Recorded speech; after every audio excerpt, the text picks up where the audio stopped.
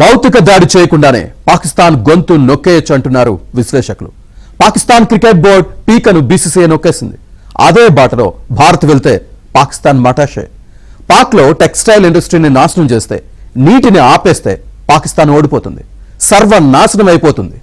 అప్పు కోసం భారత్ను ఆశ్రయిస్తుంది.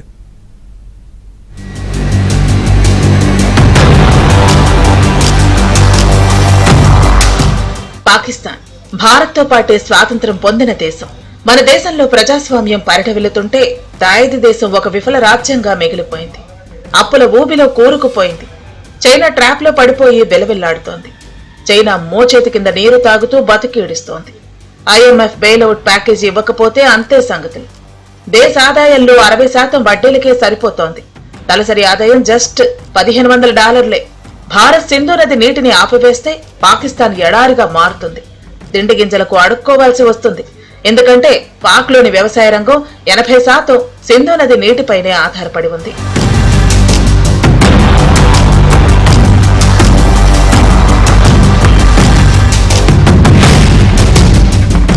బీసీసీఐ దెబ్బకు పాకిస్తాన్ క్రికెట్ బోర్డు దివాలా తీసింది.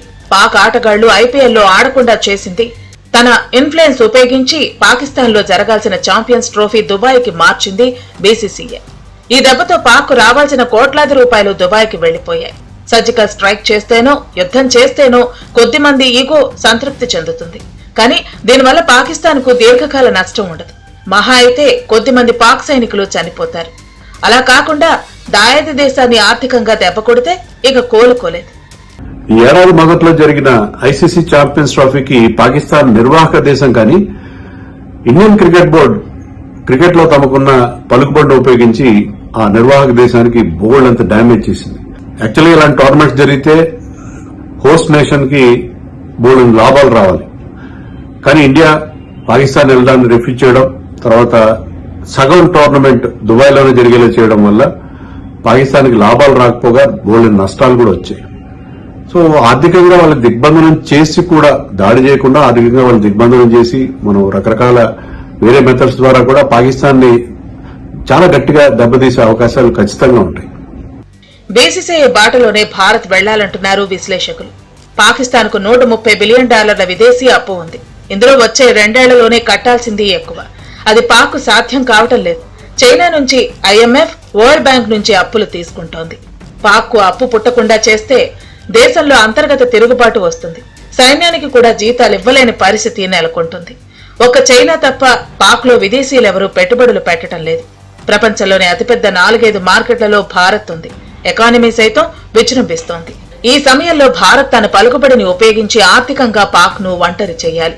భారత్ లో పెట్టుబడులు పెట్టే కంపెనీలు పాక్ వైపు చూడరాదంటూ షరతు విధించాలి. ఇలా చేస్తే పాకిస్తాన్ సప్లై చైన్ పూర్తిగా తెగిపోతుంది. పాక్ నుంచి అన్ని రకాల దిగుమతులను భారత్ ఇప్పటికే నిలిపివేసింది. పాకిస్తాన్ ఎగుమతుల్లో 60% పైగా జౌళి, దాని అనుబంధ ఉత్పత్తులే. మన దేశంలో జౌళి ఉత్పత్తులకు ప్రోత్సాహకాలు పెంచితే పాకిస్తాన్ డౌన్ అవుతుంది. అంతేకాదు, పాక్ టెక్స్టైల్ కొనకుండా మిత్ర దేశాలపై భారత్ ఒత్తిడి తీసుకురావాలి. వాటిని కొంటున్న MNCలు భారత్ లోనూ వ్యాపారం చేస్తున్నాయి. వాటిపై ఒత్తిడి తెచ్చి పాక్ టెక్స్టైల్స్ కొనకుండా చేయాలి. ఈ పని చేస్తే ఇక పాకిస్తాన్ విదేశీ మారక నిల్వలు ఆవిరైపోతాయి.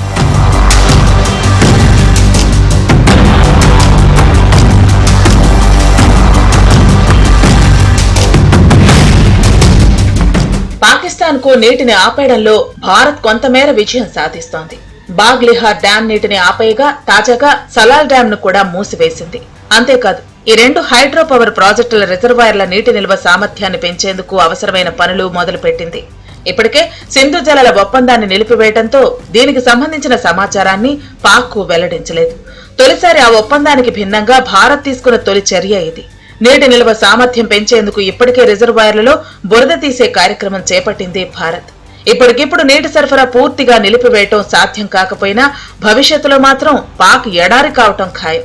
సింధు జలాల ఒప్పందాన్ని భారత్ నిలిపివేయడంతో ప్రాజెక్టుల్లో ఇష్టం వచ్చిన మార్పులు చేసుకోవచ్చు. ఎవరికీ సమాధానం చెప్పాల్సిన పనిలేదు. మరోవైపు భారత్ గట్టిగా ఉచ్చు బిగుస్తూ ఉండటంతో పాకిస్తాన్ అడ్డదారులు తొక్కేందుకు ప్రయత్నిస్తోంది. పాక్ నుంచి దిగుమతులన్నింటిపై భారత్ నిషేధం విధించింది. దీంతో ఆయా ఉత్పత్తులను ఎలాగైనా మన మార్కెట్లోకి పంపించేందుకు అడ్డదారులు వెతుకుతోంది. యుఏఈ, సింగపూర్, ఇండోనేషియా, శ్రీలంక మీదుగా వాటిని భారత్లోకి పంపించాలని వ్యూహాలు పన్నుతోంది. దీంతో కస్టమ్స్ అధికారులు అప్రమత్తమయ్యారు. $500 మిలియన్ విలువైన పాకిస్తానీ పండ్లు, ఎండు ఖర్జూరాలు, టెక్స్టైల్స్, రాక్ సాల్ట్, లెదర్ వస్తువులు తదితర ఉత్పత్తులను ఇతర దేశాల్లో లేబుల్స్ మార్చి రీప్యాకేజ్ చేయించింది. అంటే చైనా అనేటువంటిది ఎప్పటికైనా పాకిస్తాన్ కి డైరెక్ట్ గా గాని ఇండైరెక్ట్ గా గాని సపోర్ట్ చేస్తుంది. దానికి కారణం ఏంటి అంటే పరోక్షంగా భారతదేశం మీద ఒక ఒత్తిడిని తీసుకురావడం అనేటువంటి విషయం దగ్గరకు వచ్చి. సో మనం ఎప్పుడు కూడా చైనాని భారతదేశానికి ఫేవర్ గా ఉంటుంది అని మనం చెప్పడానికి లేదు. ఈ పహల్గామ్ ఇన్సిడెంట్ లో కూడా మనం ఇంకా ఇన్వెస్టిగేట్ చేయవలసి ఉంది. ఏది కూడా ఖచ్చితమైనటువంటి ఆధారాలు అయితే మనకి లేవు. ఈ పహల్గామ్ ఇన్సిడెంట్ వెనుక చైనా యొక్క హస్తం ఉందా అనేటువంటిది. అయితే డైరెక్ట్ గా మనకి తెలిసింది ఏంటి అంటే ఈ టిఆర్ఎఫ్ దళాలు ఏదైతే ఉన్నాయో, ది రెసిస్టెంట్ ఫ్రంట్ ఏదైతే ఉందో అది జైష్ ఈ మహమ్మద్ యొక్క అనుబంధ సంస్థ. అలాగే పాకిస్తాన్ యొక్క మంత్రి కూడా చెప్పారు, వాళ్ళు పాకిస్తాన్ లో ఉగ్రవాదం, పాకిస్తాన్ ఏదైతే ఉందో అది పాక్ ఆక్యుపైడ్ కాశ్మీర్ లో తన యొక్క ప్రభావాన్ని చూపిస్తూ ఉగ్రవాదాన్ని పెంచి పోషిస్తున్నామని. అయితే దీనికి సపోర్ట్ చేయడంలో చైనాకి ప్రయోజనాలు అనేటువంటి లేకపోలేదు. ఈ కోణంలో ఆలోచించవలసినటువంటి అవసరం అయితే ఉంది. మరోవైపు పహల్గాం దాడికి చైనా సహకరించినట్లు సమాచారం. పహల్గాం ఉగ్రదాడి పాక్ చైనాల ఉమ్మడి కుట్ర అని పాక్ రిటైర్డ్ ఆర్మీ అధికారి మేజర్ అదిల్ రజా ఆరోపించారు. చైనా నుంచి కంపెనీలు భారత్ కు తరలిపోకుండా అడ్డుకునేందుకే ఈ దాడి జరిపించాయన్నారు.